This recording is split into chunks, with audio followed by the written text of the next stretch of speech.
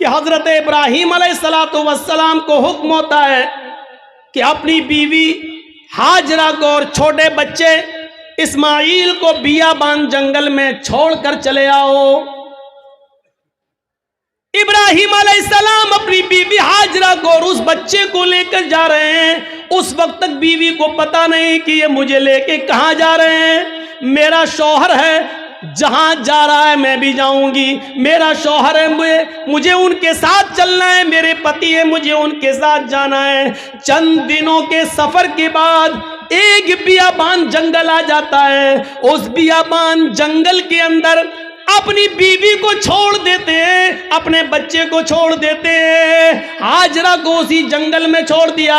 इस्माइल जो अभी अपनी मां का दूध पीते हैं उसी जंगल के अंदर छोड़ दिया। थोड़ी देर बैठते हैं, सस्ताते हैं और फिर वहां से जाने लगते हैं।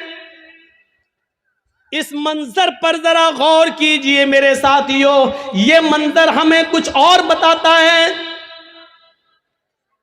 उस बियाबान जंगल में छोड़ दिया। आज जिस जंगल को हम मीना के नाम से जानते हैं, मीना की वादी के नाम से जानते हैं, उस जंगल में छोड़ दिया है। आपको पहले उसकी एक कंडीशन बता दें, आप यहां से कलियाचक तक जाएंगे, जगह जगह पर आपको बिजली के पोल मिलेंगे, जगह जगह पर आपको बिजली के खंबे मिलेंगे, आप रोशनी पाएंगे और सीधे कलियाचक पहुंच जाएंगे। लेकिन उस जमाने में बिजली के खंबे नहीं लगे हैं। दिन में भी साएं साएं बीत रही है। इब्राहीम अलैहिस्सलाम ने, हाजरा ने उस जंगल में दाएं बाएं देखा, बड़े बड़े दरख्त तो लगे हैं लेकिन दरख्तों पर एक चिड़िया भी नजर नहीं आ रही है। चिड़िया कैसे नजर आएगी? क्योंकि दूर दूर तक पानी का पता नहीं है, पानी का नामो निशान नहीं है। चिड़िया भी ऐसे दरख्तों पर अपने नेस्ट, अपने घोंसले बनाती हैं जहां आसपास पानी हो, वो पानी पी सके और अपने बच्चों के लिए अपनी चोंच में पानी खींच कर लाकर अपने बच्चों को पिला सके। जब जंगल में दूर दूर तक पानी नहीं तो जंगल में एक भी चिड़िया, एक भी परिंदा भी नहीं दिखाई दे रहा है। सोचो, ऐसे बियाबान जंगल में हुक्म होता है कि यहीं अपनी बीवी को छोड़ दो। हजरत इब्राहीम थोड़ी देर बैठते हैं, फिर वहां से चलने लगते हैं। हाजरा ने देखा कि इब्राहीम जा रहे हैं, यहां तो कोई दुकान भी नहीं कि कोई सौदा लेने जा रहे हो, यहां तो दूर तक कोई सब्जी फरोश भी नहीं दिख रहा है कि जिससे सब्जी खरीदने जा रहे हो। जब उनको जाते हुए देखती हैं, अपने बच्चे को जमीन पर लिटाती है, जमीन पर, और पीछे पीछे चल के कहती हैं, कहां जा रहे हो? इब्राहीम अलैहिस्सलाम ने इस जुमले का जवाब नहीं दिया। कहां जा रहे हो कुछ नहीं बोला, सीधे और आगे बढ़ते हैं। बीवी ने कहा, अरे मैं पूछ रही हूं कहां जा रहे हो? इब्राहीम अलैहिस्सलाम ने अभी भी जवाब नहीं दिया। इब्राहीम अलैहिस्सलाम सीधे चले चले जा रहे हैं, पीछे मुड़कर देखने का नाम नहीं लेते। न बीवी को देख रहे हैं, न बच्चे को देख रहे हैं, चले चले जा रहे हैं। हाजरा ने अब पीछे से उनका दामन थामा, पीछे से उनका कुर्ता पकड़ा, पीछे से उनका दामन पकड़कर खींचा और खींच कर कहा, मैं कुछ पूछ रही हूं कि कहां जा रहे हो? हजरत इब्राहीम अलैहिस्सलाम ने ऐसे अपनी बीवी का हाथ पकड़ा और उसको यूं पकड़ के झटक दिया और आगे बढ़ने लगे। तब बीवी चीख कर कहती है, आ इब्राहीम, कुछ तो बोलो, क्या मैंने आपकी बीवी होकर आपकी कोई नाफरमानी की है? हक के रिफाकत को अदा करने में मुझसे कोई गुस्ताखी हुई है? मियां बीवी के जो हुकूक होते हैं उसमें कोई हमसे कमी हुई है? खिदमत में कोई कमी हुई है? आपकी सेवा में कुछ कमी हुई है? मुझसे कोई लग़्ज़िश हुई है जो इस बियाबान जंगल में मुझे और इस बच्चे को अकेले छोड़ के जा रहे हो? इब्राहीम अलैहिस्सलाम की आंखों में आंसू आ गए, लेकिन आंसुओं को जमीन पर नहीं गिरने दिया। आंखें चढ़ा ली, नजरें आसमान पे डाली और आंखों से गिरने वाले आंसुओं को आंखों ही में पी गए। उसका एक कतरा भी जमीन पर नहीं गिरने दिया। फिर इसका भी जवाब नहीं दिया। आगे बढ़ते गए, जब इसका भी जवाब नहीं मिला तो हाजरा एक जुमला कहती है, ऐ इब्राहिम जा रहे हो तो जाओ, लेकिन ये बताओ कि कब आओगे। इब्राहिम अलैहिस्सलाम के पास इस बात का भी जवाब नहीं, कुछ नहीं बोल रहे हैं। आगे बढ़ते चले जा रहे हैं, खुशी खुशी लाए, अच्छी बातें करते हुए लाए, बीवी से प्यार भरी बातें करते हुए लाए, लेकिन जब जंगल में छोड़ा तो ऐसे पीठ फेर ली जैसे ये मेरी बीवी ही ना हो। जो पूछ रही है उसका भी जवाब नहीं। बीवी के सवाल भी गलत नहीं है, सही कह रही है कि मुझे अकेले, इस बच्चे को अकेले छोड़ के जा रहे हो, और वो भी इस बियाबान जंगल में, लेकिन जवाब नहीं है।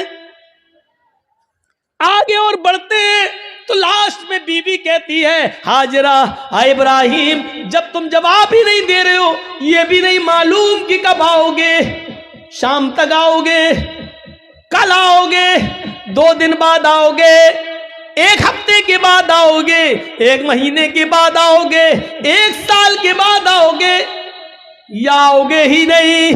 किसी भी सवाल का जवाब जब तुम्हारे पास नहीं है तो मैं इसको क्या समझूं। इसका भी जवाब नहीं। कहती है, आ इब्राहिम, मैं आपकी बीवी हूं, मैं आपकी अमानत हूं, पता नहीं आप कब आए, अपनी इस अमानत को किसके हवाले करके जा रहे हैं, ये तो बता दो। आप 10 साल के बाद आए, 20 साल के बाद आए, 1 साल के बाद आए, 2 साल के बाद आए, और अगर मैं जिंदा रहूं और मेरी इज्जत व आबरू न बच सके, जैसे एक बादशाह ने मेरी इज्जत व आबरू से खिलवाड़ करना चाहा, लेकिन अल्लाह की मदद की वजह से वो नहीं कर सका। आए वो अगरचे सारा थी, दूसरी बीवी थी, और उसके बदले में फिर उसने हमें भी दे दिया एक लौंडी की शक्ल में, जिसको आपने अपनी बीवी बना लिया। आए इब्राहिम, मुझे ये बताओ कि अपनी इस अमानत को किसके सुपुर्द करके जा रहे हो। अगर मेरी इज्जत व आबरू महफूज न रही, मुझे किसके सुपुर्द करके जा रहे हो। बीवी जवाब कहती है, इला मन ततरुकुना, आ इब्राहिम, आपने मुझे किसके हवाले किया है, हमें किसके जिम्मे सौंप के जा रहे हो। इस अमानत का जिम्मेदार कौन है। जब हाजरा ने यह कहा, कुरान के अल्फाज, इला मन ततरुकुना, आपने मुझे किसके सुपुर्द किया है, आपने मुझे किसके हवाले किया है। तब इब्राहिम अलैहिस्सलाम अब इसका जवाब देते हैं, लेकिन हाजरा की तरफ देख कर नहीं, बच्चे की तरफ देख कर नहीं। अगर पीछे घूमूंगा बीवी की शक्ल दिखेगी, मासूम बच्चे को देख लूंगा तो कहीं बीवी की और बच्चे की मोहब्बत मेरे दिल में ना आ जाए, और फिर मैं जिस काम के लिए अल्लाह के हुक्म से जा रहा हूं उस काम से कहीं मैं रुक ना जाऊं। ईमानी ताकत देखिए, ईमानी इस ताकत की वजह से वो बीवी को नहीं देख रहे हैं, बच्चे को नहीं देख रहे हैं। बीवी की मोहब्बत है, बच्चे की मोहब्बत है, लेकिन ईमान की ताकत देखिए। क्या कहते हैं, न बीवी को देखना गवारा, न बच्चे को देखना गवारा, और बीवी कह रही है कि मुझे किसके सुपुर्द करके जा रहे हो। इस जंगल में तो चिड़िया भी नहीं है, हमें इस जंगल में रात होगी, खतरनाक जानवर भी तो आ सकते हैं, मेरा क्या होगा। मुझे बताओ, मुझे किसके सुपुर्द करके जा रहे हो। इब्राहिम अलैहिस्सलाम ने कदम आगे बढ़ाते बढ़ाते, चलते चलते जवाब दिया, इल्लल्लाह, आए मेरी बीबी, मैंने तुझे और तेरे इस बच्चे को, मैंने तुझे और अपने इस बच्चे को अल्लाह के सुपुर्द कर दिया, अल्लाह के हवाले कर दिया है। यानी अल्लाह ने मुझे छोड़ने का हुक्म दिया, मैंने अल्लाह के हुक्म से तुझे छोड़ा, इस बच्चे को छोड़ा। मैं कहाँ जा रहा हूँ मुझे पता नहीं, अल्लाह जहाँ ले जाएगा मैं जाऊँगा, जो हुक्म देगा मैं करूँगा। कब आऊंगा इसका भी कोई पता नहीं, जब तक उसकी इजाजत हुक्म ना होगा मैं नहीं आऊंगा। आए मेरी बीवी, मैंने तुझे और इस बच्चे को अल्लाह के सुपुर्द कर दिया है, अल्लाह के हवाले कर दिया है। अब इब्राहिम अलैहिस्सलाम की बीवी का भी जवाब सुनो। जब देख लिया कि मेरे शौहर ने मुझे अल्लाह के सुपुर्द कर दिया तो उसके ईमान की कैफियत देखो। अब हाजरा के अंदर भी अल्लाह का नाम सुनकर जो ईमान पैदा हुआ, जो ईमानी ताकत आई, अब वो उस जंगल के खतरों से नहीं डर रही है, उस बियाबान जंगल से नहीं डर रही है, उस जंगल के अंदर रात में कितने खतरनाक जानवर आएंगे उनसे नहीं डर रही है। इब्राहिम से कहती है, जब आपने मुझे अल्लाह के सुपुर्द कर दिया, अल्लाह के हवाले कर दिया, जाइए, अब आपको रुकने की जरूरत नहीं है। इज़ल्ला युज़िउदल्लाहु अबदा। आ इब्राहिम, मेरी तरफ से और बच्चे की तरफ से बेफिक्र हो जाइए, चिंता मत करिए, घबराइए नहीं। अल्लाह हमको ज़ाये नहीं करेगा, अल्लाह हमको बर्बाद नहीं करेगा, अल्लाह हमारा नुकसान नहीं करेगा, क्योंकि आपने मुझे अल्लाह के हवाले कर दिया है, अल्लाह के सुपुर्द कर दिया है। ये होती है ईमान की ताकत जो आज हमारे अंदर नहीं है। ये ईमान जब हमारे अंदर नहीं है तो जिल्लत तो आएगी, रुसवाई तो आएगी। अल्लाह ने इसी ईमान के बारे में कहा था, वला तहनु वला तहज़नु व अंतुमुल अअलौना इन कुंतुम मोमिनीन। हम इज्जत देंगे, बुलंदी देंगे, लेकिन ईमान पहले पैदा करो अपने अंदर, मोमिन बनकर दिखाओ। हाजरा ने मोमिना बनकर दिखाया, इब्राहिम ने मोमिन बनकर दिखाया, तो अल्लाह की मदद भी आई और बुलंदी भी मिली। अब देखो अल्लाह की मदद कैसे आती है, जब ईमान इनके अंदर पैदा हो गया। इब्राहिम ने अपने ईमान का हक अदा किया, हाजरा ने भी ईमान का हक अदा किया। अभी तक पीछे पीछे दौड़ रही थी कि बताओ मेरा क्या होगा। लास्ट में कहती है कि मुझे किसके सुपुर्द करके जा रहे हो। जवाब मिला अल्लाह के। फिर हट जाती है और कहती है अब जाओ, हमारे और बच्चे की तरफ से बेफिक्र हो जाना, अल्लाह ने जो हुक्म दिया उसको करिए, अल्लाह हमें ज़ाये नहीं करेगा, अल्लाह हमें बर्बाद नहीं करेगा। वो उस बियाबान जंगल में रुक जाती है, उसी जंगल में रहने लगती है। गौर करो कि उस जंगल में 2 या 3 दिन के लिए ही पानी था, 2 या 3 दिन के लिए सत्तू था, इसके अलावा हाजरा के पास कुछ नहीं था। सत्तू खत्म हो जाते हैं, पानी खत्म हो जाता है, कोई काफिला भी वहां से गुजरता नहीं है। क्यों कोई काफिला गुजरेगा, कोई बस्ती भी आबाद नहीं है, दूर दूर तक पानी का पता नहीं है। मैं माँ हूं, 2-4 दिन भूखी प्यासी रह सकती हूँ, लेकिन ये मासूम बच्चा है जो मेरा दूध पीता है। जब मुझे कुछ मिलेगा नहीं तो दूध बनेगा कैसे? मैं खाऊंगी तो दूध बनेगा, जब दूध बनेगा तो बच्चा पिएगा। मैं प्यासी हूं, 2-4 दिन रह सकती हूं, लेकिन बच्चे को प्यासा कैसे रखा जा सके? गौर करो, तमाम शक्को शुबहात उस औरत के दिल में है, लेकिन अल्लाह पर भरोसा है, ईमान है अल्लाह की जात पर। अपने बच्चे को लिटाती है, कहती है चलो कोशिश करके देखती हूं पानी मिल जाए। दाएं देखा बाएं देखा, उसको कुछ नजर नहीं आ रहा था। सामने एक पहाड़ी नजर आई, उस पहाड़ी के ऊपर चढ़ जाती है, अपने बच्चे को जमीन पर छोड़ती है, उस पहाड़ी के करीब जाती है। उस पहाड़ी का नाम है सफा। उस पहाड़ी पे चढ़कर, ऊंचाई पे चढ़कर नीचे की तरफ देखती है। हम तो मस्जिद की छतों पे चढ़ के चांद को ऊपर की तरफ देखते हैं, ईद का बकरीद का चांद। वो ऊंचाई पर चढ़कर नीचे की तरफ देखती है, शायद इस पहाड़ी के नीचे कोई बस्ती रहती हो, कोई गांव हो, कोई अल्लाह के बंदे रहते हो, और मैं उनसे थोड़ा सा पानी मांग लूं बच्चे को पिलाने के लिए। वो जिस उम्मीद के साथ गई, उसकी उम्मीद पूरी नहीं हुई। पहाड़ी पे चढ़ के नीचे देखती है, लेकिन वहां कोई बस्ती नहीं है, कोई आबादी नहीं है, कोई गांव नहीं है। उसने उस बस्ती, उस पहाड़ी पे चढ़ के फिर घूमकर दूसरी तरफ देखती है कि उधर भी एक पहाड़ी नजर आ रही है। चले उस पहाड़ी के ऊपर चढ़ के देखें, शायद उधर पानी मिलता हो, या उस बस्ती के, उस पहाड़ी के नीचे कोई बस्ती आबाद हो। वो वहां से चलती है, कुछ देर रुक के चलती है, स्लो चलती है, और बच्चे की प्यास जब उसके दिमाग में आती है तो थोड़ा सा तेज दौड़ती है, तेज दौड़ती है, फिर थोड़ा सा स्लो होती है। वो 2-3 बार तेज दौड़ती है, 2-3 बार स्लो दौड़ती है। सफा से मरवा जाती है, लेकिन मरवा जाने के बाद भी उसको कोई बस्ती नजर नहीं आती। अब उसको मालूम है न सफा के नीचे कोई बस्ती है, न मरवा पहाड़ी के नीचे कोई बस्ती है। लेकिन बच्चे की प्यास जब देखती है तो बार बार जाती है, शायद कोई आने वाला आदमी मिल जाए, कोई काफिला मिल जाए, मैं किसी से पानी की चंद घूंट मांग कर बच्चे को पिला दूं। बच्चा अंगूठा अपने मुंह में रख के चूस रहा है। हदीस की किताबें कहती हैं सफा और मरवा के दौड़ दौड़ कर हाजरा ने 7 चक्कर लगा लिए।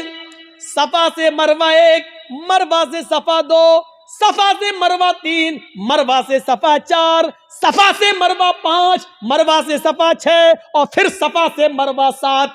फिर मरवा से सफा पर नहीं आई, 7 चक्कर लगाकर ना उम्मीद हो गई कि अब पानी नहीं मिलेगा, तो अपने बच्चे के पास आकर बैठ गई, नजरें आसमान पे डाली। इलाहुल आलमीन, तुझे मालूम है, तू सब कुछ जानता है, तेरी जात से कोई चीज छिपी हुई नहीं है। 3 दिन पहले जब मेरा हस्बैंड, मेरा शौहर जा रहा था, मैंने उससे पूछा मुझे और इस बच्चे को किसके हवाले करके जा रहे हो? उसने कहा इल्लल्लाह, अल्लाह के हवाले। इलाहुल आलमीन, मेरा पति मुझे तेरे सुपुर्द करके गया है, इस बच्चे को तेरे सुपुर्द करके गया है। मैंने भी यकीन दिलाया अल्लाह मुझे जाए नहीं होने देगा। इलाहुल आलमीन, मैंने आज तक अपने पति की अमानत में खयानत नहीं की है। मेरे पति का ये बेटा, मेरा ये बच्चा आगे चलकर दीन की खिदमत करेगा, मैंने दीन के लिए वक्फ कर दिया है। आय अल्लाह, मेरे इस बच्चे के लिए गिज़ा का इंतजाम फरमा दे, पानी का इंतजाम फरमा दे। दिल से जो आह निकलती है वो असर रखती है, पर नहीं ताकत परवाज मगर रखती है। ऊपर से अल्लाह रब्बुल आलमीन ने जिब्रील को हुक्म दिया, आए जिब्रील क्या देख रहे हो?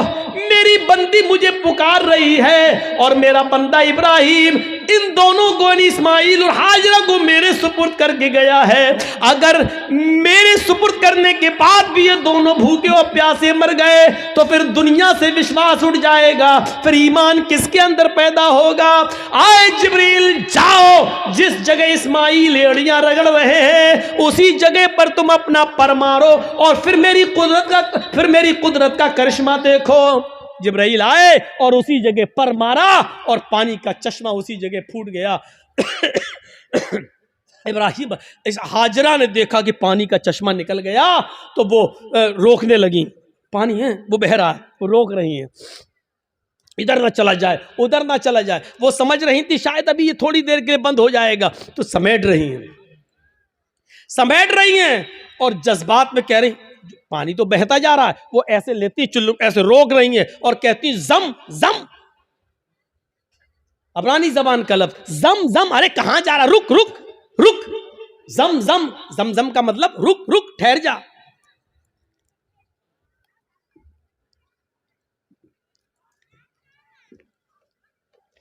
ठहर जा, रुक जा, कहां जा रहा? रुक। ये जमजम का लफ्ज भी अल्लाह के रसूल को इतना पसंद आया कि आपने जमजम के लफ्ज को जमजम ही रहने दिया, इसके लिए कोई अरबी का लफ्ज इस्तेमाल नहीं किया। रुक रुक, पानी नहीं रुकता तो उन्होंने मुडेर बांध दी, वही मिट्टी से इकट्ठा करके ऐसे बनाती चली गई, मुडेर बांध दी। अल्लाह के नबी ने एक बार खुतबा दिया था और कहा था अल्लाह हाजरा पर रहम फरमाए, अगर हाजरा ने मुंडेर न बांधी होती तो अल्लाह उस पानी को पूरी दुनिया में फैला देता। और जो चीज़ पूरी आम हो जाए तो उसकी कदर कम हो जाती है। आज देख रहे हो ना, हमारे मुल्क में भी बहुत से लोग एक पानी की पूजा करते हैं, गंगा जल, लेकिन चूंकि वो इतनी ज़्यादा तादाद में है कि अब उसकी कोई कदर नहीं रह गई है। बाकायदा गवर्नमेंट को गंगा की सफाई के लिए पैसा देना पड़ता है और गंगा की सफाई की वजह से सरकारें बदल भी जाती हैं, इसने गंगा का ख्याल नहीं रखा है। और कभी कभी गंगा का नाम लेकर लोग बोर्ड भी मांगते हैं, न मुझे आपने बुलाया है न मैं आया हूं, मुझे माँ गंगा ने बुलाया है। इस तरीके से लोगों को भावुक करके माँ गंगा को माँ कहकर इस तरीके से लोग उसको नीलाम भी करते हैं। एक तरीके से देखा जाए तो इस तरीके से आज उस पानी की क्या कदर है। लोग उसमें पेशाब भी कर रहे हैं, पायखाना भी कर रहे हैं, लैट्रीन भी कर रहे हैं, सब कुछ हो रहा है उसके अंदर है? इसीलिए उसकी सफाई के लिए पैसा मांगा जा रहा है, ये किया जा रहा है, वो किया जा रहा है।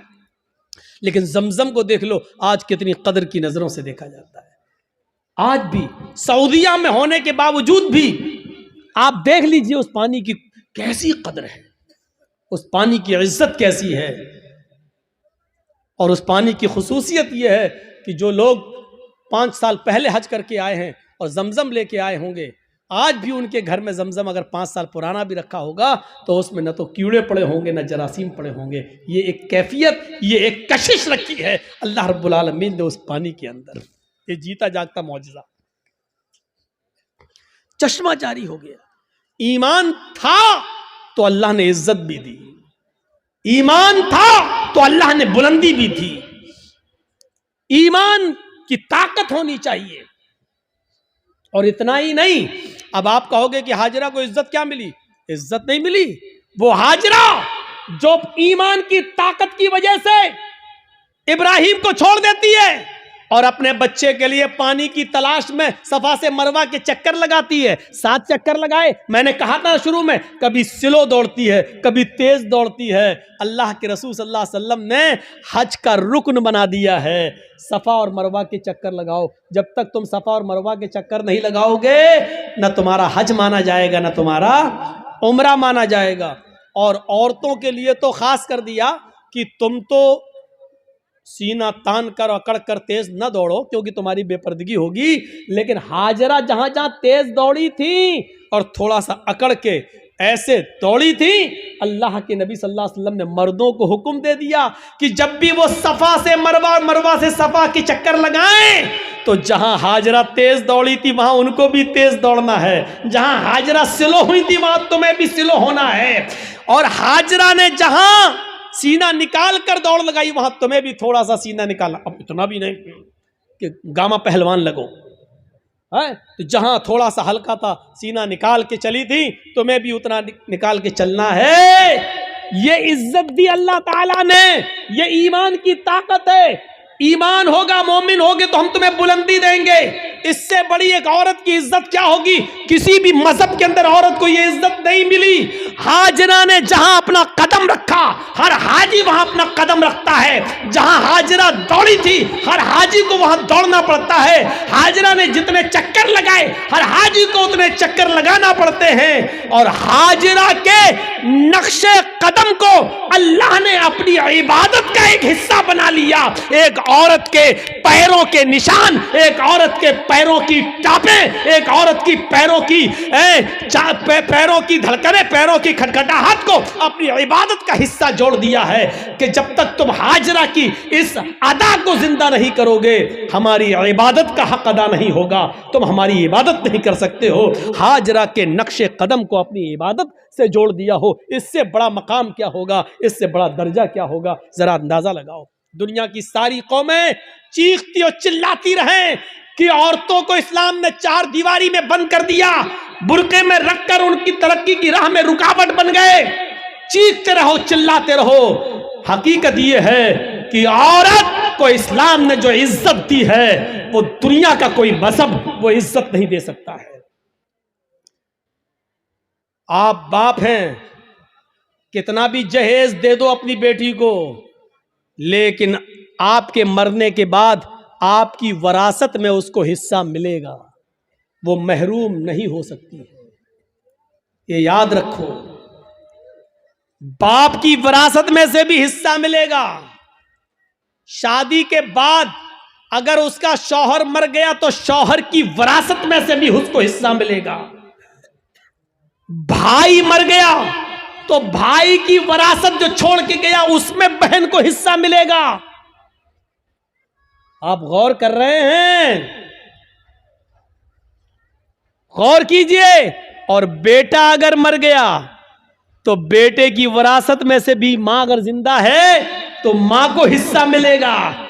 गौर कीजिए कि एक औरत की हैसियत और इज्जत क्या है। जो लोग कहते हैं कि अल्लाह मौलाना मेरा बाप मर गए उनके लिए दुआ करना, चाहे कितने मुल्ला मौलवियों को अपने घरों में लेके चले जाओ और दुआएं करवा लो कि अल्लाह मेरे बाप को बख्श दे, अल्लाह इसके बाप की दुआ मगफिरत फरमा दे। अगर आपके बाप के मरने के बाद अगर बाप की विरासत में से बाप की बेटी यानी आपने अपनी बहन को हिस्सा नहीं दिया, बाप की मगफिरत नहीं होगी। याद रखिए, मुल्ला मौलवी दुआ कर करके मर क्यों ना जाएं, बाप की मगफिरत नहीं होगी, चाहे कितनी दुआ करा लो। बाप की विरासत में से बेटी को हक मिलना है, बाप की विरासत में से मिलना है। और चाहे कितना कोई दुआ करे, लेकिन भाई के मरने के बाद बहन दुआ करे कि अल्लाह मेरे भाई को बख्श दे, जब तक भाई के मरने के बाद भाई की विरासत में से बहन को हिस्सा नहीं मिलेगा, दुआ कबूल नहीं होगी और भाई की मगफिरत नहीं होगी। पढ़े बहुत आसान समझ लिया ना। जन्नत जब चाहे अल्लाह जन्नत दे, अल्लाह जन्नत तो मिल नहीं सकती, जन्नतुल फिरदौस दे। मांगते कितनी बड़ी जन्नत है, सबसे आला जन्नत। अभी तो यही पता नहीं कि हमें कोई छोटी से हल्का जमीन का जन्नत का मामूली सा टुकड़ा भी मिल जाए, हमारे लिए वही काफी है। वो तो छोड़, जन्नतुल फिरदौस। और हालात ये हैं कि बेटियों का हक मारे हुए हैं, बहनों का हक मारे हुए हैं, बहनों का हक मारे हुए हैं। हालत ये है हमारी। जहेज देकर आप जिम्मेदारी से सबको दोष नहीं हो जाएंगे, जिम्मेदारी से बच नहीं पाएंगे। आपको हिस्सा देना पड़ेगा, आपको हक देना पड़ेगा। ये ईमान की स्पिरिट थी, ईमान की ताकत थी। आइए एक और जबरदस्त एक नक्शा खींचकर आपको बताता हूं। देखिए ईमान क्या है। एक बार ये तय हो गया मूसा अलैहिस्सलाम में और फिरौन में, ये रोज रोज के झगड़े ठीक नहीं है, आओ एक मैदान में जमा हो जाते हैं, तुम अपना मामला दिखाओ, हम अपना मामला दिखाते हैं, या तो तुम झुक जाओ या हम झुक जाएं, आओ। एक मैदान तय हो गया। ए भैया बैठ जाओ, इनसे कहो कि पेशाब लग रहा तो यहीं कर लो। तो ऐसा लग रहा है जैसे किसी की चप्पल चुरा के भाग रहे हो।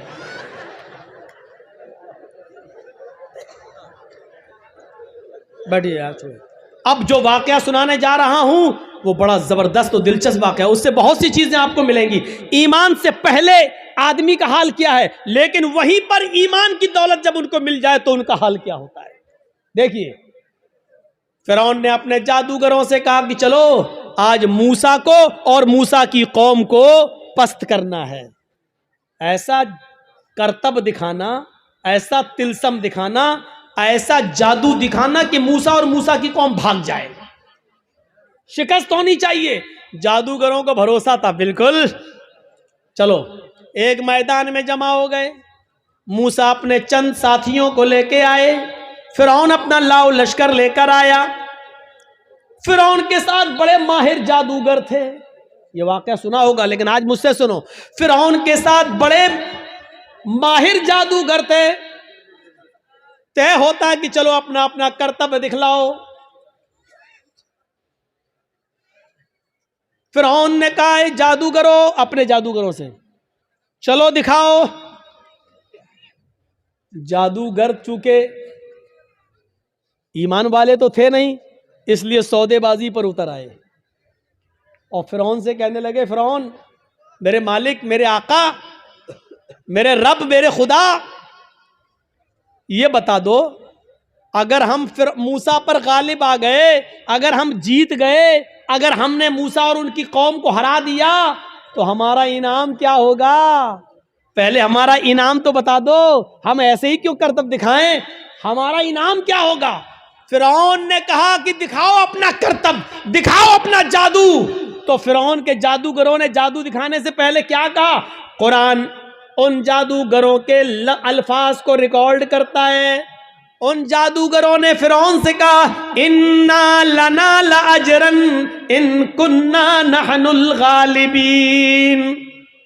ठीक है, हम अभी जादू दिखाते हैं, लेकिन आए फिरौन ये बताओ, अगर हमने मूसा और मूसा की कौम को हरा दिया और हमारा करतब देखकर, हमारा नाटक देखकर अगर ये सब हार जाओ, भाग जाएं, तो हमारा अज्र क्या होगा? इन्ना लना लाजरन, हमारी मजदूरी क्या होगी, हमारा इनाम क्या होगा?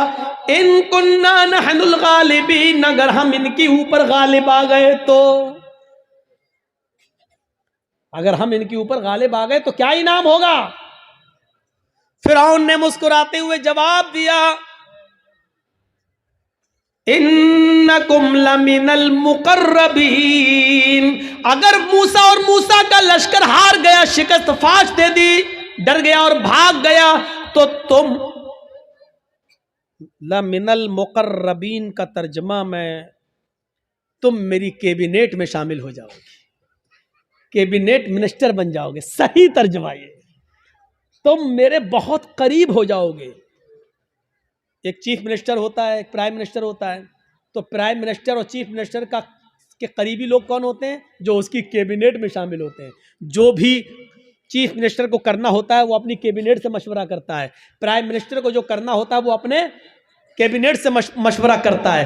तो हम जो भी कुछ करेंगे तुम्हारे मशवरे से करेंगे, यानी तुम हमारे मुकर्रब हो जाओगे, हम तुम्हें अपनी कैबिनेट में शामिल कर लेंगे, बअल्फाज दीगर हम तुम्हें अपना वजीर बना देंगे, तुम्हें हम अपना मिनिस्टर बना लेंगे, वजीर बना लेंगे, तुम्हारा ये इनाम होगा। अब इतना सा लालच अगर किसी को मिल जाए तो ये तो बहुत बड़ी बात हो गई ना, बहुत बड़ी बात हो गई। आज भी अगर बीजेपी की तरफ से किसी मुसलमान को ये ऑफर मिल जाए तो वो भी बीजेपी पे चला जाता है। और देख लीजिए कितने लोग जा चुके हैं कि कैबिनेट में शामिल कर लिया जाएगा, बस हमारे लिए इतना ही काफी है। अब तो सब कुछ जायज हो गया, जो भी वो करेंगे वो सब ठीक है, वो सब ठीक है। अब तो झूठ को भी सच कहना पड़ेगा। जब उन जादूगरों ने सुना कि फिरौन कह रहा है कि इन्नकुम लमिनल मुकर्रबीन, तुम हमारे मुकर्रब हो जाओगे, हमारी कैबिनेट में शामिल हो जाओगे, हमारे मिनिस्टर बन जाओगे, इतना बड़ा इनाम का जब लालच उनको मिला तो वो फौरन तैयार हो गए। फिर उनके पास जो रस्सियां थी उन्होंने उन रस्सियों को फेंका, उन्होंने उन रस्सियों को डाला। उन्होंने जब उन रस्सियों को मूसा के सामने और मूसा की कौम के सामने फेंका तो वो रेंगते हुए सांप बन गए, रेंगते हुए सांप बन गए, सांप बनकर रेंगने लगे। हालांकि वो सांप नहीं थे, वो नजर बंदी थी, हमें दिखाई दे रहे हैं सांप की तरह रेंग रहे, लेकिन वो सांप नहीं थे। जैसे जादूगर जो हमारे मोहल्ले में आता है, मिट्टी उठाएगा, रखेगा, मुट्ठी बंद करेगा, छू मंतर जादू वो करके ऐसे घुमा के खोलेगा, रुपया बन जाएगा। हालांकि वो रुपया नहीं है, वो मिट्टी है, लेकिन हमें रुपया दिख रहा है। अगर जादूगर मिट्टी को रुपया बनाना जानता होता तो अपना जादू खत्म करने के बाद फिर कटोरा लेकर 1-1, 2-2 रुपए की भीख हमसे क्यों मांगता? वो कहता है कि ये कला है, ये मिट्टी को मैंने रुपया बनाया, ये सिर्फ हमारी हाथ की सफाई है, ये तुम्हें रुपया दिख रहा है लेकिन हकीकत में रुपया नहीं है। अगर रुपया होता तो फिर तो हम घर बैठ के ये तमाशा क्यों दिखाते तुम्हें, हम तो घर बैठ के मिट्टी का रुपया बनाते रहते। मूसा और मूसा की कौम को वो रेंगते हुए सांप दिखने लगे तो मूसा अलैहिस्सलाम डरने भी लगे, ऐसे हटने भी लगे। फौरन अल्लाह ताला ने फरमाया, मूसा डरो नहीं, ला तखफ या मूसा, अरे मूसा डरो नहीं, तुम्हारे पास जो लाठी है ना, जो डंडा है, इसको जमीन पर मारो, अन अलक़ियासाक, जमीन पर इस लाठी को मारो। मूसा अलैहिस्सलाम ने वो लाठी जमीन पे मार दी और जैसे ही जमीन पे लाठी मारी वो अजदहा बन गया। अजदहा बहुत बड़ा होता है, वो अजदहा बन गया और उसने अपना मुंह फाड़ा और अंदर को सांस ली, बाहर को नहीं, अंदर को, अंदर को। जब उसने अंदर को सांस ली तो वो जितने भी सांप जो रस्सियां बनी हुई थी वो सब उसके मुंह में घुसते चले गए, करके सबको खा गया। यहीं से मूसा फिरौन के जादूगरों की अकल ठिकाने आ गई। वो समझ गए हमने जो दिखाया वो नकली चीज थी, मूसा ने जो दिखाया वो ओरिजिनलिटी थी, वो असलियत थी। वो समझ गए कि अब हक के आगे मेरा बातिल नहीं चलेगा। यकदम वहीं से बदल गए, यहीं से चेंज हो गए। मूसा अलैहिस्सलाम ने डंडा जमीन पे मारा, वो अज़दा बन गया, अज़दा उनके सांपों को निकल गया। फिरौन के जादूगर समझ गए कि अब मेरी खैर नहीं, अगर मैंने कुछ और दिखाया तो हमारी आफत, हमारी बर्बादी, क्योंकि हमने जो दिखाया वो जादू था, मूसा ने जो दिखाया वो हकीकत है, और जादू कभी हकीकत का मुकाबला नहीं कर सकता। फौरन वहीं के वहीं वो सारे जादूगर पलटे और चीख पड़े, आमन्ना बिर्रब्बे मूसा व हारून, हम मूसा और हारून के रब के ऊपर ईमान ले आए। चीखते हुए उन्होंने कहा, अब हमने फिरौन को छोड़ दिया, मैं मूसा और हारून के रब पर ईमान ले आया। उन्होंने ये नहीं कहा कि मैं अल्लाह पर ईमान लाया। जादूगरों ने क्या कहा, बिरब्बे मूसा व हारून, हारून और मूसा के रब पर ईमान लाया। अगर वो ये कहते हैं कि मैं तो अल्लाह पर ईमान लाया, तो लोगों का अल्लाह और लोगों का खुदा तो वही बना हुआ था फिरौन। इसलिए मूसा और हारून का रब नहीं था। मूसा और हारून अलैहिस्सलाम ने कभी फिरौन को अपना रब नहीं माना। मूसा और हारून ने अपना रब अल्लाह को माना था। इसलिए क्या कहा, आमन्ना बिरब्बे मूसा व हारून, मैं हारून और मूसा के रब पर ईमान ले आया, यानी मैं अल्लाह पर ईमान लाया। फिरौन तो शजदर रह गया, लाया था मूसा और उनको हराने के लिए, और ये तो हम ही हार गए। ये सारे जादूगर पलट गए, ये सारे जादूगर उधर चले गए। अभी देखिए, जब तक जादू दिखा रहे थे तब तक वो काफिर थे, लेकिन जब मूसा ने अपना हुनर दिखलाया, मौजिजा दिखलाया, तो वो ईमान ले आए। अब ईमान लाने के बाद ताकत देखिए उनके अंदर वही मौजूद है, अभी हटे नहीं, अभी अपने घर नहीं गए। अब जब ईमान ले आए, जब कह दिया मन्ना बिरब्बे मूसा व हारून, जब कह दिया कि हारून और मूसा के रब पर ईमान लाए, तब उनके ईमान लाने के बाद उनके अंदर ताकत क्या आई, वो दिखाना चाहता हूं। एक मोमिन के अंदर ईमान जब आ जाए तो उसकी ताकत क्या होती है, वो चीज समझ लीजिए। जब वो ईमान लाए तो फिरौन ने कहा, ये क्या किया तुमने? तो उन्होंने जवाब दिया कि अल्लाह की तरफ से हक आ जाने के बाद और अपनी आंखों से हक देखने के बाद भी मैं तुम्हारी गुलामी करूं और तुमको अपना रब मानूं, तो हमसे बड़ा बदनसीब कोई नहीं होगा, हमसे बड़ा फिर पागल कोई नहीं होगा। हमने आज अपनी आंखों से हक देख लिया और सच्चाई देख ली और मूसा का मौजिज़ा देख लिया है। मूसा ने जो दिखाया वो अल्लाह की तरफ से है, इसलिए अब हक आ जाने के बाद हम तुम्हारी गुलामी नहीं कर सकते, हम तुम्हें तरजीह नहीं दे सकते। फिरौन ने कहा, अब जानते हो तुम्हारा अंजाम क्या होगा, जानते हो तुम्हारा अंजाम क्या होगा? उन्होंने कहा, ए फिरौन, फिर हमारे अंजाम को भी बता दो कि क्या अंजाम होगा हमारा। फिरौन ने कहा, ला उक़त्तिअन्ना अयदियकुम व अर्जुलकुम मिन खिलाफ थुम्मा ला उसल्लिबन्नकुम अजमईन। कुरान कह रहा, आए मेरे जादूगरों, अगर तुमने मूसा और हारून के रब को छोड़कर मुझे रब न माना और तुम न पलटे, तो हम तुम्हें क्या अजाब देंगे, क्या सजा देंगे तुम जानते हो। ला उक़त्तिअन्ना अयदियकुम व अर्जुलकुम मिन खिलाफ, हम तुम्हारे हाथ कटवा देंगे, हम तुम्हारे पैर कटवा देंगे मुखालिफ सिमतों से, यानी दाहिना हाथ काटेंगे तो बायां पैर और बायां हाथ काटेंगे तो दायां पैर। अगर हमने दायां हाथ काटा तो बायां पैर कटवाएंगे, और किसी का अगर हमने बायां हाथ काटा तो उसका दायां पैर कटवा देंगे। लउक़त्तिअन्ना अयदियकुम व अर्जुलकुम, अरबी से वाकिफ होंगे तो आप समझ जाएंगे, लेकिन अरबी से वाकिफ नहीं है, अल्फाज की ज़्यादती माना की ज़्यादती पर दलालत करती है।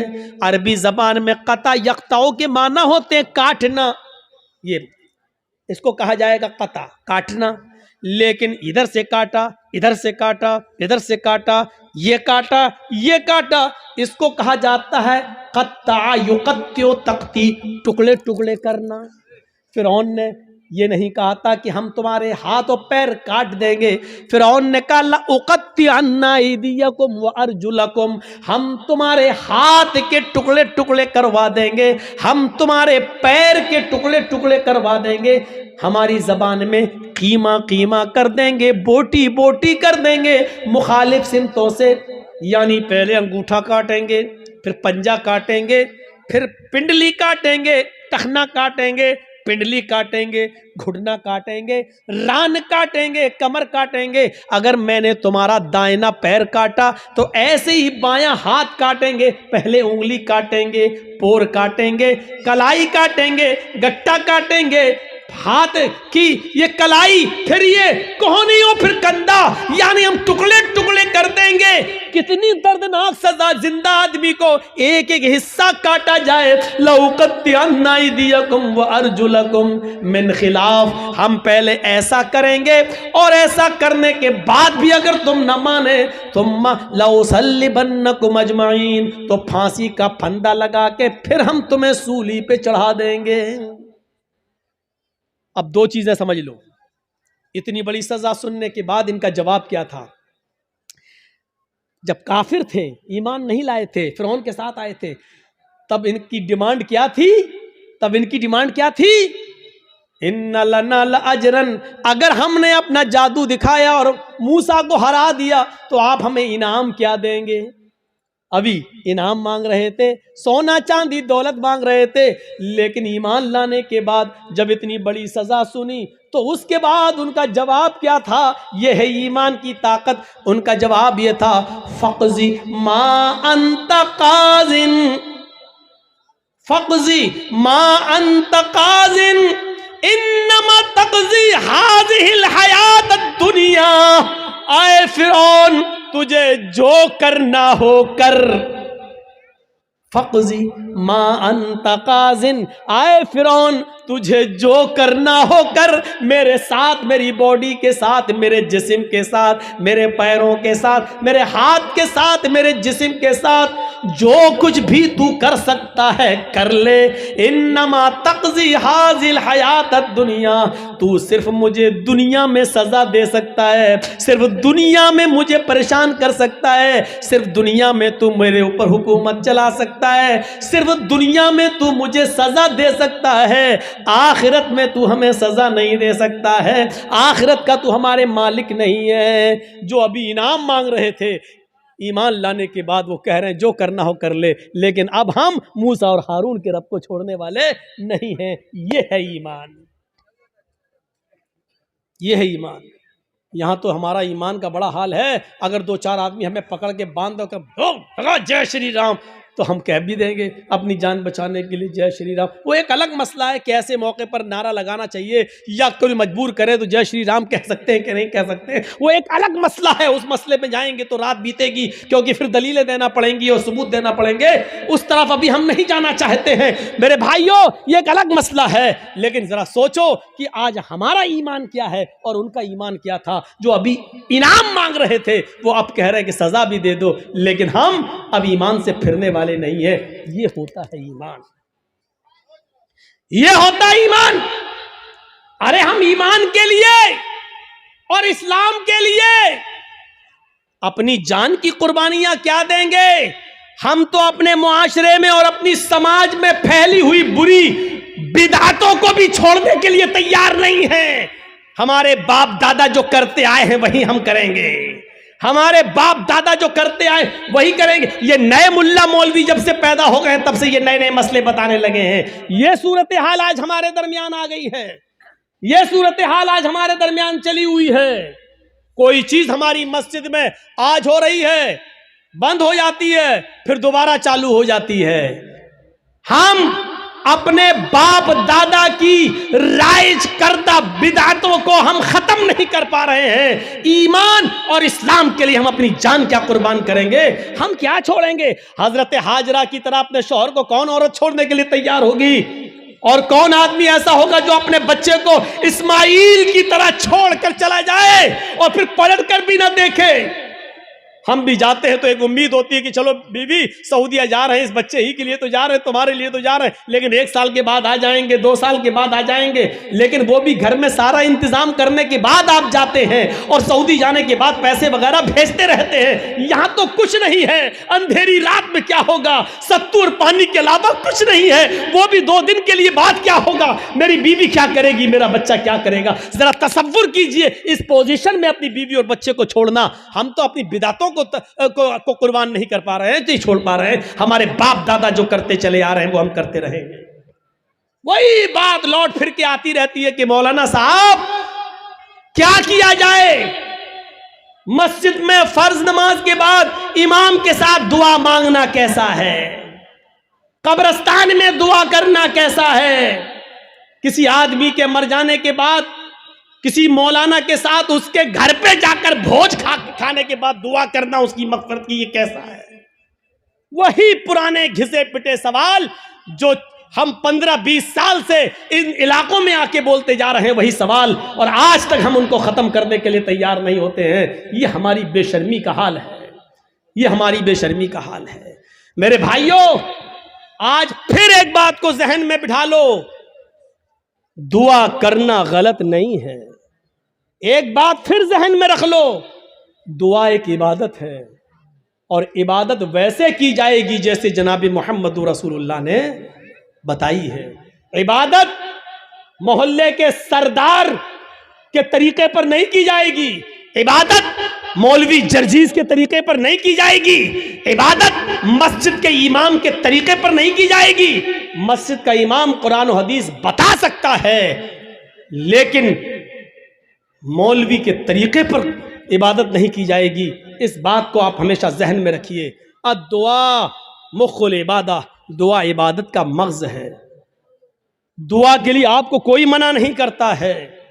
दुआ जहां अल्लाह के रसूल ने हाथ उठाकर की है आप करिए, कोई मना नहीं करता है। दुआ जहां हाथ उठाकर नहीं की है वहां आप हाथ उठाकर करेंगे तो वहां हम मना करेंगे, इसलिए कि हाथ उठाना साबित नहीं है। मसलन लैट्रीन में जाने की दुआ है, अब आप लैट्रीन में घुस के पढ़िए हाथ उठा के, अल्लाहुम्मा इन्नी औज़ु बिका मिनल खुब्स वल खबाइस। अब बैठिए, बैठिए, दुआ है, क्यों हाथ नहीं उठाया? मैं पूछना चाहता हूं उन लोगों से जो मस्जिद में मजबूर करते हैं इमाम को कि हाथ उठाओ और पब्लिक से कहते हैं हाथ उठाकर दुआ करो। अगर दुआ के लिए हाथ उठाना है तो लैट्रीन में जाने की दुआ है, बताओ क्यों नहीं हाथ उठाते हो? सब लैट्रीन में क्यों? अरे जब लैट्रीन में दुआ पढ़ सकते हो तो हाथ क्यों नहीं उठा सकते हो? जब लैट्रीन में अल्लाह का नाम ले सकते हो, अल्लाहुम्मा इन्नी औज़ु बिका, तो हाथ उठाने में क्या हर्ज है? क्यों नहीं उठाते हो? अब हमारी अकल कह रही है गंदी जगह पर हाथ कैसे उठाएं? अभी अकल ही तो कह रही है ना। तो मैं कह रहा हूं गंदी जगह पर फिर अल्लाह का नाम क्यों ले रहे हो? नहीं साहब, वो तो अल्लाह के नबी ने बताया है, तो अल्लाह के नबी ने बताया तो यहाँ अल्लाह के नबी ने हाथ नहीं उठाया तो हम हाथ नहीं उठाएंगे। अच्छा, खाना खाओ, क्या दुआ है?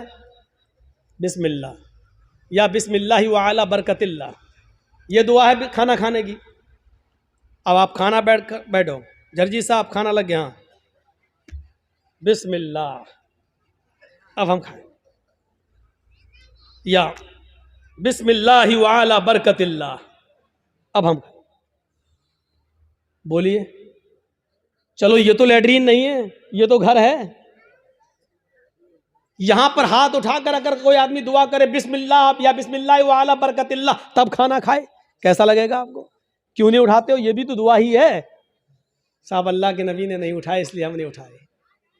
आ गई ना बात वही, जहां नबी ने उठाया वहां उठाओ। हम भी तो यही कह रहे हैं, जहां नबी ने नहीं उठाया वहां मत उठाओ।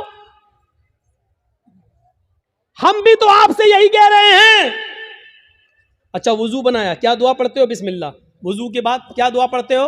अशहदु अल्ला इलाहा इल्लल्लाह व अशहदु अन्ना मुहम्मदन अब्दुहु व रसूलुहु अल्लाहुम्मा जअलनी मिनत तव्वाबीन व जअलनी मिनल मुततहिरीन, यही दुआ तो पढ़ते हो। अच्छा, वुजू बनाने के बाद किसी को देखा, पैर धुलने के बाद आया हो, किबले की तरफ मुंह करके अशहदु अल्ला इलाहा इल्लल्लाह वहदहु ला शरीका लहु व अशहदु अन्ना मुहम्मदन अब्दुहु व रसूलुहु अल्लाहुम्मा जअलनी मिनत तव्वाबीन व जअलनी मिनल मुततहिरीन। मैं पूछना चाहता हूं क्यों नहीं पढ़ते? हाथ उठाते हो यहां? वुजू के बाद की दुआ है, हाथ उठाना साबित नहीं है। अजान के बाद की दुआ है, अल्लाहुम्मा रब्ब हाज़िहि दावत ताम्मा व सलातिल काइमा आति मुहम्मदनिल वसीला वल फजीला, लेकिन हाथ उठाना साबित नहीं है। चांद देखकर दुआ मांगना साबित है, चांद देखकर दुआ मांगी जाए, लेकिन हाथ उठाना साबित नहीं है। इसी तरीके से कब्रिस्तान में जाकर दुआ करना जायज है। अल्लाह के नबी ने फरमाया इस्तगफिरू लि अखीकुम, अपने भाई के लिए दुआ करो। हर आदमी को मिट्टी देने के बाद अपने भाई के लिए दुआ करना चाहिए, लेकिन यहां हाथ उठाना साबित नहीं है। जैसे इन जगहों पर हाथ उठाना साबित नहीं है, ऐसे ही कब्रिस्तान में भी हाथ उठाकर दुआ करना साबित नहीं। या है तो हमें बताओ कहां है। नहीं साहब, उठा लें तो हर्ज क्या है? अब इसका जवाब सुनो। अरे हमने हाथ उठाकर दुआ कर ली तो हर्ज क्या है? तो अब मुझे जवाब दो, लैट्रीन में हमने कह दिया हाथ उठाकर अल्लाहुम्मा इन्नी अऊज़ु बिका मिनल खुब्ज़ि वल खबाइस, तो हर्ज क्या है? मुझे इतना बता दो। अज़ान के बाद हमने हाथ उठाकर दुआ मांग ली है, अशहदु अल्ला इलाहा इल्लल्लाह, हर्ज क्या है? मुझे बता दो। यहां आपको हर्ज लगता है, मुझे कब्रिस्तान में हाथ उठाकर दुआ मांगने में हर्ज लगता है। क्यों इस्लाम को अपने और अपने बाप दादा के तरीके पर चलाना चाहते हो? इस्लाम चलेगा तो सिर्फ फातिमा के बाप के तरीके पर चलेगा। इस्लाम न तुम्हारे तरीके पर चलेगा, न मेरे, न तुम्हारे बाप के तरीके पर चलेगा, न मौलवी जर्जीज के बाप के तरीके पर चलेगा। इस्लाम चलेगा तो जनाब मोहम्मद रसूलुल्लाह के तरीके पर चलेगा। आपको नमाज पढ़ने के बाद दुआ से कोई नहीं रोकता। यकीन मानिए, नमाज पढ़ने के बाद आप दुआ करिए, हम आपको नहीं रोकते हैं।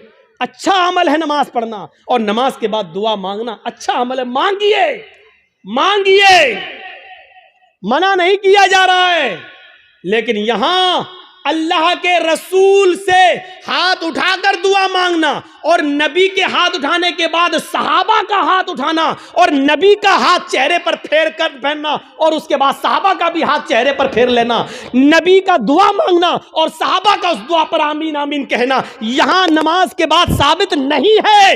इसलिए आपको भी ऐसा नहीं करना है। अकेले आप जितनी लंबी दुआ मांगना चाहे मांगे। आपकी बेटी बड़ी है, शादी के रिश्ते आते टूट जाते हैं, नमाज के बाद दुआ मांगिए, अल्लाह मेरी बेटी को कोई दीनदार रिश्ता अता फरमा दे।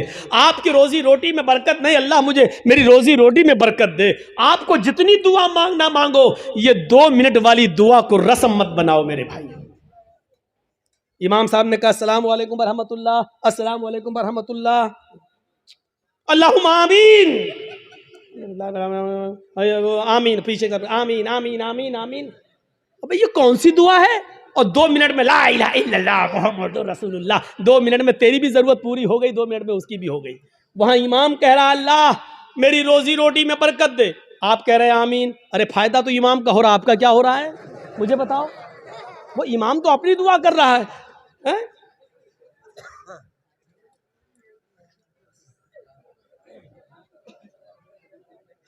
अब इमाम बेचारा कुंवारा है, शादी नहीं हुई है, इमाम कह रहा अल्लाह मुझे दीनदार लड़की अता फरमा दे, आप कह रहे हैं आमीन। फायदा तो इमाम का हो रहा, तुम्हारा क्या हो रहा है? अरे इमाम अपनी दुआ मांगे, तुम अपनी दुआ मांगो यार।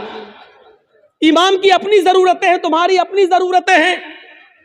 इमाम का बेटा बीमार है, उसके पेट में दर्द है, वो कह रहा अल्लाह मेरे बेटे को शिफा अता फरमा। रहे तुम्हारे बाप को कैंसर है, तुम अपनी दुआ मांगो अल्लाह मेरे बाप को कैंसर है, अल्लाह मेरे बाप को शिफाए कामिला और आजिला अता फरमा। अरे इमाम के साथ साथ तेरे आमीन कहने से मखसूस दुआएं हो रही हैं। इमाम तेरे लिए दुआ नहीं कर रहा है, और तुम जो आमीन आमीन कह रहे हो उसमें तुम्हारे लिए दुआओं पे आमीन नहीं कही जा रही है। अरे तुम अपनी दुआ मांगो, इमाम की जरूरत 2 मिनट में पूरी हो रही है, तुम्हें कुछ ज्यादा मांगना तुम ज्यादा मांगो। ये क्या दुआ है कि जब इमाम की सारी जरूरतें पूरी हो रही हैं उसी वक्त तुम्हारी भी हो रही हैं? 2 मिनट में तुम्हारी भी दुआ हो गई, उसकी भी दुआ हो गई। अब हमने कुछ और मांगना था, लेकिन अब हम नहीं मांग पा रहे हैं क्योंकि इमाम ने हाथ फेर लिया, हमें भी फेरना पड़ रहा है। अब हमें कुछ और मांगना है। मेरी बीवी हमें कुछ समझती ही नहीं है, आप कह अल्लाह मेरी बीवी को मेरा फर्मा बरदार बना दे। अब इमाम तो हाथ फेर चुके हैं, अब कैसे दुआ मांगे? अब मांगना चाह रहे हैं लेकिन हाथ गिर भी नहीं रहे, लेकिन मजबूरी में फेरना पड़ रहा है। अब फेरना पड़ा, अब मुंह में कहना पड़ रहा अल्लाह मेरी बीवी को हिदायत दे। इसको आदत मत बनाइए मेरे भाई। दुआ को हम मना नहीं कर रहे हैं, नमाज के बाद भी दुआ को मना नहीं कर रहे हैं, दुआ को हम सिर्फ इसलिए मना कर रहे हैं कि सलाम फेरने के बाद आदमी आज़ाद हो गया है। वो अपनी दुआ मांगे, आप अपनी दुआ मांगिए। वो 2 मिनट मांगो, 5 मिनट मांगो, 10 मिनट मांगो, 15 मिनट मांगो, आधा घंटा मांगो। और दुआ तो मेरे भाइयों मजमे में है, सही बताऊं तो दुआ का हक अदा ही नहीं होता है। दुआ का हक अदा तो तन्हाई में होता है, जब कोई ना देख रहा हो, 2 रकात नमाज पढ़ के अपने आप को सबसे छिपा कर, रो रो कर, आंखों से आंसू बहा बहा कर दुआ की जाए, तब दुआ का मजा कुछ और है। मेरे भाइयों, ये दुआ का मजाक है। अल्लाह गांव में बहुत ज़्यादा लफड़ा, अल्लाह मेरे गांव में बरकत दे, अल्लाह मेरे चौधरी को समझा दे, अल्लाह मेरे ये आमीन आमीन मोहम्मद रसूलुल्लाह। ये दुआ का मजाक है यार, मत बनाओ मजाक। इतना मजाक दुआ का कभी नहीं बनाया गया जितना हम दुआ का मजाक बना रहे हैं। हाथ उठाकर भी मांग सकते हो, लेकिन अकेले तन्हा। कब्रिस्तान में दुआ मांगने का हुक्म है और हर शख्स को दुआ मांगना चाहिए, लेकिन वहां हाथ उठाना साबित नहीं है। वहां सिर्फ हुक्म यह इस्तगफिरू लिअखीकुम, अपने भाई के लिए दुआ करो, सिर्फ दुआ है। अगर हाथ उठाना होता तो अल्लाह के नबी कहते अपने भाई के लिए दोनों हाथ उठाकर दुआ करो। और यह आता कि अल्लाह के रसूल ने फला फला के दफनाने के बाद आपने दोनों हाथ उठाकर दुआ की है, आता हदीस में, लेकिन हदीस की किसी किताब में नहीं आया अल्लाह के रसूल ने किसी भी सहाबी को दफन करने के बाद अपने हाथों को उठाकर दुआ की हो, कहीं नहीं आता है। हाँ, ये आया कि अल्लाह के रसूल ने कब्र में सहाबी को दफन करने के बाद सहाबा से फरमाया इस्तगफिरू लिअखीकुम, अपने भाई के लिए दुआ करो। आप चाहते तो कह सकते थे मैं दुआ कर रहा हूं, आप लोग आमीन आमीन बोलो। अल्लाह जिसका इंतकाल हुआ उसके रूह को आला इल्लीन के अंदर जगह अता फरमा, अल्लाह उसके पसमानदगान को सब्र जमील अता फरमा। आप चाहते तो कब्रिस्तान में सब दुआ कर सकते थे, लेकिन आपने न की ऐसे, और न लोगों ने आमीन कहा, बल्कि आपने सबको हुक्म दिया कि तुम अपने भाई के लिए दुआ करो। यानी तुम अपनी दुआ करो, हम अपनी दुआ कर रहे हैं। दुआ सब करें, लेकिन अलग अलग करें। और हाथ उठाना यहां साबित नहीं है, इसलिए हाथ ना उठाया जाए। सीधी सी बात है। अब फिर हुक्म यह है कि आप किसी भी मैयत के लिए कभी भी किसी भी वक्त दुआ कर सकते हैं, लेकिन चंद लोगों को इकट्ठा करके मैयत के घर जाकर उसको सब्र की तलकीन करने के बाद, भोज वोज खाने के बाद या दुआ करने के बाद भोज खिलाया जाता है। मुझे नहीं मालूम आपके यहाँ क्या होता है। और वहां घर पे जाने के बाद फिर इमाम साहब दुआ करते हैं और उस घर के सब लोग आमीन आमीन कहते हैं। मेरे भाइयों, बिदात है, बिदात है, बिदात है। इस बुरी रस्म को बंद करिए, इस नौटंकी को बंद कीजिए। मैं इसको नौटंकी कहता हूं। इस नौटंकी को बंद कीजिए, दुआ आप कीजिए। अरे बीवी, अगर शौहर मर गया है तो बीवी शौहर के लिए दुआ करे, बाप मर गया तो बेटा शौहर अपने बाप के लिए दुआ करे। अरे सदका जारिया सबसे बेहतर यही है कि बेटा अपने बाप को अपनी दुआओं में याद रखे, कुछ दुआएं अपने लिए मांगे, फिर कहे अल्लाह मेरे वालिद को की कब्र को नूर से भर दे, अल्लाह मेरे वालिद की मग़फ़िरत फरमा, अल्लाह मेरे माँ बाप के गुनाह को की बख्शिश फरमा, अल्लाह उनकी लग़्ज़िशों को माफ़ फरमा दे, अल्लाह तो उनको जन्नतुल फिरदौस में जगह अता फरमा। ये है दुआ। बीवी शौहर के लिए दुआ करे, बेटा बाप के लिए करे, बाप बेटे के लिए करे, भाई बहन के लिए करे, बहन भाई के लिए करे।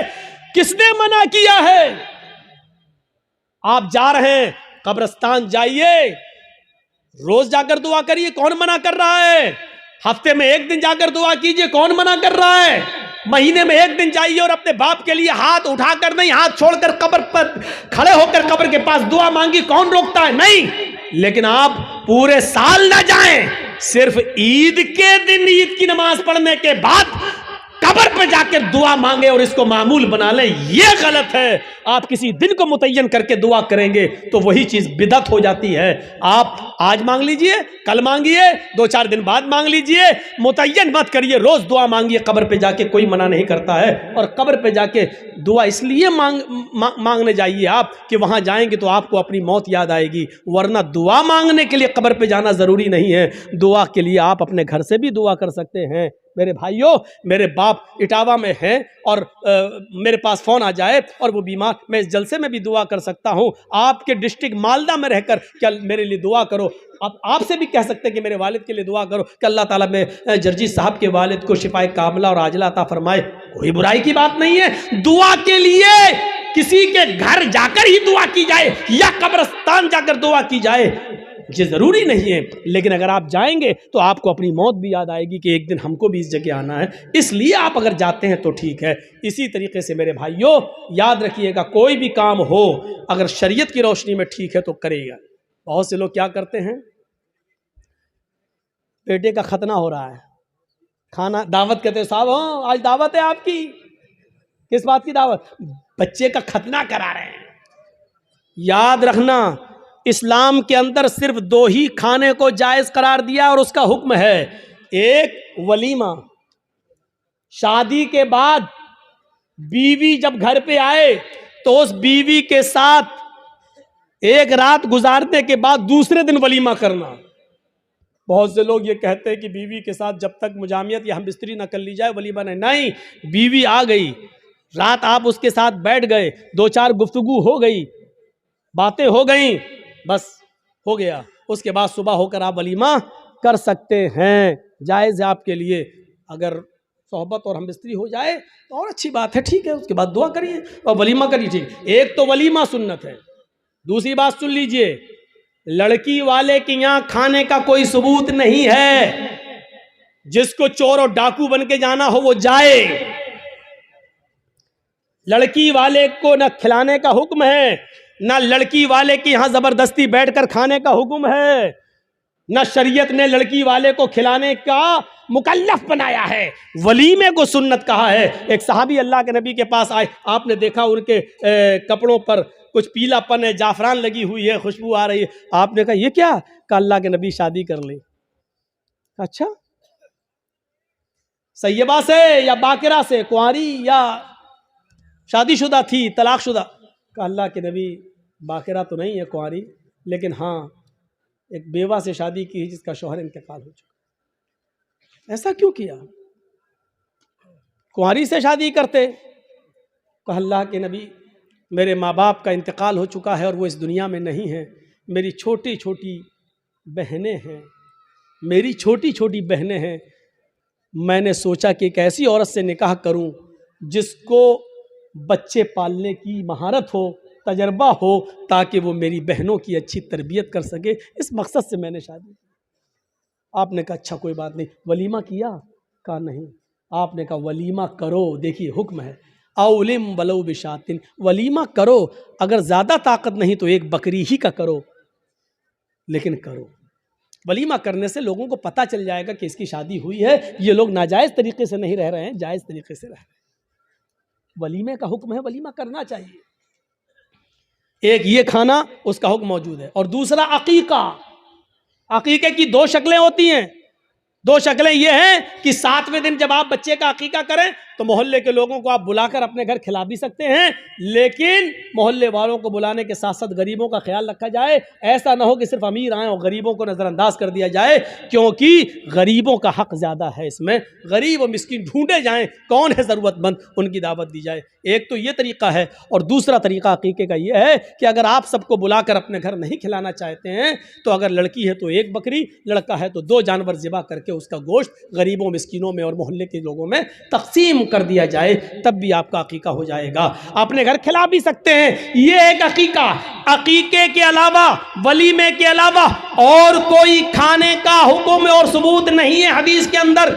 यहाँ तक कि कोई हाजी हज करके आता है और वो खुशी में अपने गांव वालों को खिलाता है, इसका मतलब यह है कि वो अपने हज की रिया और नमूद कर रहा है, दिखावा कर रहा है, लोगों को ये बता रहा है कि देखो मैं हज करके आया हूँ, इस खुशी में मैं लोगों को खाना खिला रहा हूँ। हाजी को हज का खाना भी नहीं खिलाना चाहिए। अगर ऐसी इबादतों पर खाना खिलाना जायज़ होता तो फिर नमाजी को नमाज पढ़ के आने के बाद भी खिलाना जायज़ होता। फिर ईद की नमाज पढ़कर भी किसी को दावत दे तो उसकी दावत भी जायज़ होती। मेरे भाइयों, क्योंकि यह इबादत है और फिर इबादत पर फिर एक आम रस्म बन जाएगी। फिर ज़कात देने वाला ज़कात देने की खुशी में खिलाएगा, लो आज हमने इतनी ज़कात दी। फिर रमज़ान का रोज़ा रखने के बाद 30 रोज़े पूरे होने के बाद फिर लोग की दावत दे, ओ मैंने 30 रोज़े रख लिए। लो, हज भी एक इबादत है। जब इन इबादतों पर आप किसी को खाना नहीं खिलाते हैं तो हज पर भी आप किसी को खाना नहीं खिला सकते।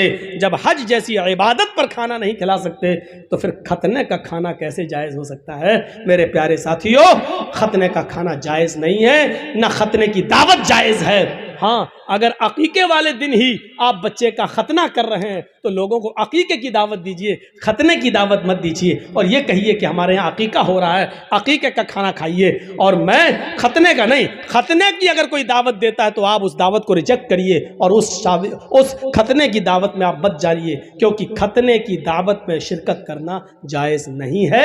मेरे प्यारे साथियों, ये चंद बुनियादी मसाइल थे जो मैंने छेड़ दिए हैं आपके कहने पर, लोगों के बताने पर। मुझे उम्मीद है कि अब आपकी अक्ल में अच्छी तरह बैठ गए होंगे। हम अल्लाह से दुआ करते हैं कि बारे अल्लाह हमारी ख़ताओं को माफ़ फरमा दे, गुनाहों को बख्श दे, हमारे अंदर ईमान की कैफियत पैदा फरमा दे, ईमान की ताकत हमारे अंदर पैदा फरमा दे। और फिर वही दुआ कि अल्लाह जब तक तू हमें ज़िंदा रख, इस्लाम पे ज़िंदा रखना, और जब हमारा ख़ात्मा हो तो ईमान पर हमारा ख़ात्मा फरमाना। वमा अलैना इल्लल बलागुल मुबीन व आखिरु दावाना अनिल हम्दुलिल्लाहि रब्बिल आलमीन। अस्सलामु अलैकुम व रहमतुल्लाहि व बरकातुहू।